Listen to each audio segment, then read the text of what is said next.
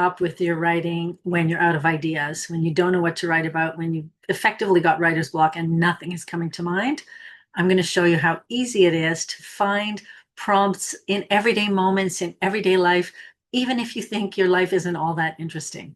Hi, everybody. I'm Rikki Heller from rikkiheller.com. I'm a book coach, an editor, and a writer. And I decided to start this prompt a day challenge, what I'm calling PAD, so that you can see how easy it is to just pick writing prompts from mundane things that happen in your everyday life. Every day I'm going to pick a story or something that happened in my life, and I'm going to share it with you and tell you how I would turn that into a prompt for a personal nonfiction narrative essay or some kind of writing that you could then submit to a magazine or a journal or even a piece of fiction. And I'm going to challenge you to write it along with me, and we will share our work with each other. Okay, so here goes for today. So every night when I brush my teeth, and actually in the morning too, I brush my teeth in the morning and the evening, I stand on one foot alternately while I'm brushing because I'm trying to improve my balance because, I'm old and people my age need to work on their balance. We're always told that as you get older, it's so important because if you fall, that's how, something like 80% of deaths in seniors, whatever it is. I don't know, but it's huge. So I do this little exercise where I stand in front of the mirror and I brush on one part on one foot and another part on the other foot. And I've been doing this for a few years, and I pretty much can get through the entire toothbrushing, depending how long it is. However, in recent days, I had a bit of a break because I literally broke my wrist and I just didn't feel comfortable wearing a cast and balancing and like, what if I fell and broke the other wrist, whatever. So I took those 6 weeks off from doing this 1 foot balancing. And then when I tried to get back to it, I found I could barely do it at all. I was only able to like balance for a few seconds. And that got me thinking. And here's the prompt.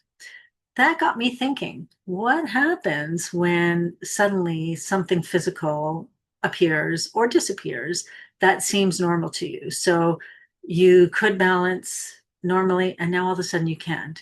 And where can your imagination and your mind go with that change? So are you a hypochondriac like me and you immediately think, why can't I balance? Does it mean something's wrong with my inner ear? Does it mean something's wrong with my brain? Is it a brain tumor? Whatever it might be. That would be a great start for a story, a short story, right?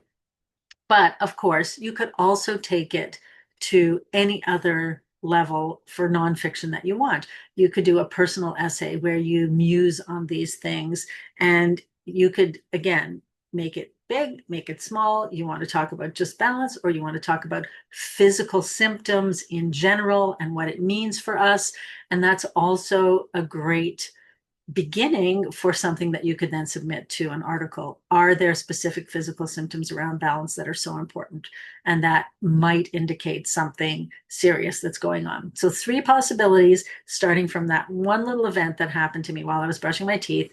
I want you to take one. I want you to write about it. And if you write something that's 1,000 words or less, and you submit it to me by the end of the week to Rikki@rikkiheller.com, what I'm going to do at the end of this month is randomly choose one of those submissions and provide a full edit, professional edit with it, a developmental edit.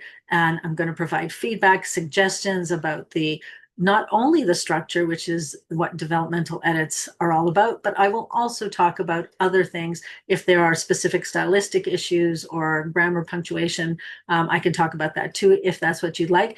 And then I will return it with you with all my commentary so that you can take that and you can revise and you can improve and you can send it off to somebody who's going to get it published for you. At the same time, I'm going to choose one of the topics and write about it and post it on Substack, on my Substack, so that you can see what I did with the prompt and then we can compare. If you'd like to have a place to actually do that writing and compose your piece, every Wednesday at 9 a.m. Eastern, I hold a 1-hour writing room on Zoom where we meet, we say hi, and we start writing. And it's a great way to have accountability, community around you so that you can write among other writers who are working on the same thing. And it would be so fun if we could work on one of these prompts together at that time. So that's my challenge for you today. And as I said, I'm going to be doing this every day, 5 days a week. So come back next time and we will have a new prompt for you. Let me know in the comments if these are working for you, what you think. If you have any ideas, let me know and I can incorporate them too. But I'll put all the details about how to submit and how to join our writing group in the comments below. And I really look forward to seeing you and cannot wait to read your writing and see what you do with these prompts each time.